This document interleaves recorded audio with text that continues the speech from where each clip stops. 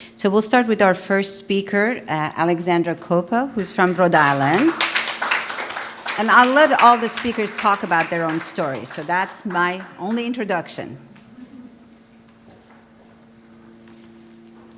Good morning. Thank you so much for being here with open ears and minds to listen to my story. I would like to start with a blog post I wrote during my time here at CEDC, written August 3rd, 2015. I entitled it Nostalgia for Ignorance. Before I talk about my journey through recovery and what I've done since discharge, I want you to know exactly where I was mentally almost 4 years ago. So it begins. The word Greek for return is nostos.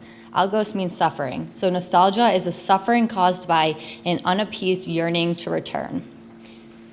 Every morning after breakfast, we open the glass doors in the group room and walk out onto the balcony to take a bit of the sun in before our day. Some of the girls smoke and some of the girls just sit and think.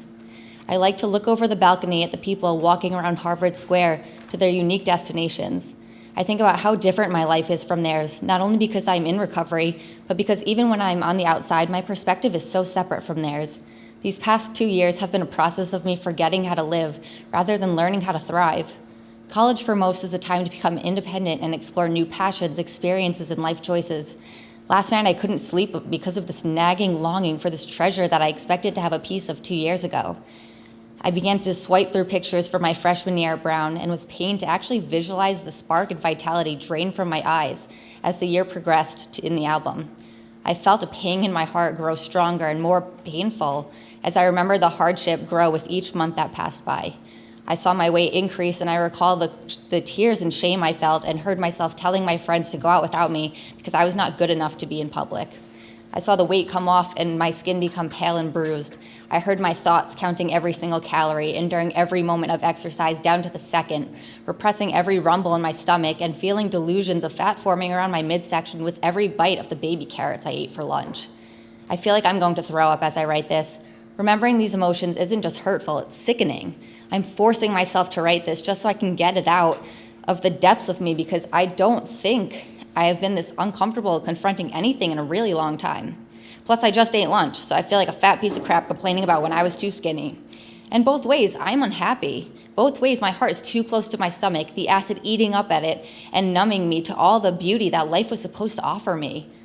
I remember I had hopes and dreams. I remember when my ambitions were real and I had no doubt that I would achieve anything I ever wanted. And now I'm sitting in an inpatient center, unable to look straight at my computer, scowling from both resentment and anger as I write about how when I look outside, instead of seeing opportunities, I see lost time and mourn each day that has come and gone. As a scholar, I used to scoff when people said ignorance is bliss.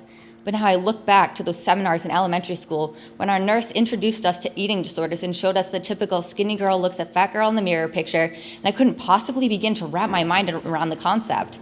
I was ignorant to not only the fact that the premise of this photo is completely misguided, but also to the feelings, implications, complications, and consequences that an eating disorder infringes on someone. One of the most important things I think that others should know about me in order to understand what I mean by ignorance is that I've never looked in the mirror and saw an obese girl looking back. I do not have body dysmorphia. I am just fatter than I want to be, ever have been or ever wanted to be. I'm completely unhappy with the body I have. I knew that I was underweight when the anorexia subtype had the tightest grip on me, and I knew I was malnourished. I did not like my pale skin or bruises forming all over my frail limbs, but I was afraid of gaining weight. I called my mom one day and said, I look like a 10-year-old boy, but I don't know what else to do. That still makes me sad. I've also loved the way I look in the past, so I'm no stranger to self-confidence. My eating disorder has caused me to lose too much weight and to gain too much weight. Don't judge a book by its cover. My struggle is much more complicated than calories and living at the gym. It isn't just one diagnosis. I've struggled with many of the disorders, and neither is less difficult than the other. I was ignorant to the seesaw that I would be on for 2 years, and I would do nearly anything to forget it all and to have those 700 plus days back. This week, I am stepping down to the partial program. I will live in an apartment in downtown Cambridge with the other girls in the program, and will come back to the center for groups and other treatment-related affairs for most of the day, most of the week. Right now, I will have a floor to myself, including a kitchen, a living room, all the necessary appliances, a bathroom, and so on. Some of those I have gotten to know will be on the floor above me, and I'm quite nervous to live virtually alone after being surrounded by people all day, every day. With limited support, I will have to cook my own meals, hold myself accountable, grocery shop for myself, keep myself busy, and manage my own stress. It is not unlike college in that I will have my freedom back. That is why I pushed so hard to step down so soon. I've only been in residential for a little over 2 weeks, but it is too easy now. I'm just going through the motions to stay compliant. I need to be much more uncomfortable and prove that I can go back to Brown without relapsing and ruining another year of my life. I don't want another album that displays pictures of my dead eyes. I was so excited about moving into transitional living house, but then I toured it yesterday. I realized that I forgot how to live. I spent 2 years of free time at the gym, so I no longer know what to do with spare time. When people ask me what I like to do, I say cardio and legs, squats and deadlifts to be specific. How do real people live? How does one spend a full 24 hours without compulsions and behaviors directing every move? Life is so much simpler when you are a puppet. I'm afraid to be alone because I don't trust my mind. I'm afraid to be alone with my thoughts. When July turned to August so quickly, the return to school became a reality and not just some idolization in the not so near future. I need to get my together like yesterday. I lost 2 of the best years of my life, and it's scary to see the jarring difference between my mindset going into college in 2013 compared to right now, while considering the possible fate of my junior year, knowing my stinging past.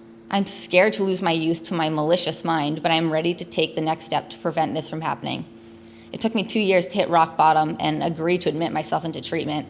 You can feel when your heart is open to change and when your mind is ready to explore new possibilities. Your body becomes tired of being tied down by emotional shackles and dragged backwards by lead boulders of anger attached to your ankles. When I describe to people how I feel, I say that I constantly have an impending sense of doom inside of me. I'll try to elaborate now. It kind of feels like a storm in my chest cavity, like a tornado winds tightly around my chest and my heart, tugs at it, turns it into a black hole and sucks the organ away with all of the warm blood that circulates the oxygen through my body. Meanwhile, it's windy, a cold hurricane uncontrolled by even gravity. Today, my mom came to visit me. We took an Uber to Newberry Street during my pass. After writing the majority of this blog, I was especially melancholy, and walking into stores and past mirrors created an incredible amount of turmoil inside of my mind. In addition, she had gotten a flat tire and was an hour late due to the time it took to turn around, temporarily patch it up, and get to Boston with traffic. I was disgruntled, body conscious, full, and not in the mood to be in public. I was sad and felt bad for making my mom drive so far on a dangerous tire to see me so worn down and miserable. Plus, I had been so excited to see her and spend the day with her that not being able to engage wholeheartedly was another kick in the chest while I was down. I kept it together very stoically for about an hour, forced my residential packed snack down my throat regardless of my lasting satiety, walked with her a bit while making small talk, and eventually we entered a bookstore to hide from the heat. We went to get some iced tea, and I sat on the floor in the corner, unable to contain how despondent I truly was feeling any longer. She returned, sat on the ground next to me, began browsing through books, and then noticed began weeping quietly. "You have to tell me what you're thinking if you want me to understand," she said to me. I told her how I felt hopeless, unwilling to pursue wellness and happiness anymore, fat, trapped, and lost. I told her I didn't want to do this anymore because it is never, ever going to go away. Even when it gets better, it's never gone. That is unfair and discouraging. I see exhaustion, abandonment, and surrender in my face, and dejection in my newly weak posture. I'm sick and tired of being sick and tired. If residential is easy because I get to be a zombie, transitional is going to be one hell of a wake-up call. I talked to my mom honestly through dinner after showing her around the transitional house about what it will be like and how it will help me get back to ground successfully. And I realized that I'm moving too quickly. Maybe I don't want to go back. I just said I lost 2 years. I'm not 100% sure this year is going to be any better. Why would I waste a 3rd year and land myself back here next summer? I'm anxious to see what the month brings, and I hope that it is positive. But after these past years, I feel like an empty shell of a person, waiting for something good to finally happen because karma owes me one. No matter how long it takes, though, I will persist and I will recover. Storms don't last forever, and the sun eventually rises. If living in New England has taught me anything, it is that no matter how inconsistent or erratic the weather is, each season has some magnificent days and aspects. The same will hold true with my life. Maybe I'll have a positive outlook on my treatment in the morning. I look forward to birthdays, dinner dates, movies, and shopping trips, being social events once again instead of fear food exposures and body image triggers. I can't wait until my kitchen is just a kitchen, and I don't see demons and ghosts speaking to my eating disorder without my consent. I can't wait until I look in the mirror, and instead of seeing each pound I gained this year as a battle I had lost, I see it as a sheath of armor for strength. I'm proud that my priority right now is to regain a healthy metabolism and pulse before I resume any exercise, even if that means I can't look in the mirror for more than 4 seconds. I'm happy because that means I have the will to live again. And that means I have hope again, even if it is for far down the road that I am on. At least I'm going the right direction. I'm happy because I realize that my health is important.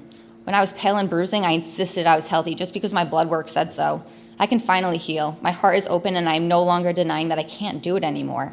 Even if my white blood cell count is normal, I am hyper-conscious of the weight I carry. Even if my antibodies aren't fighting a foreign antigen, my mind is fighting a malignant force that refuses to cease.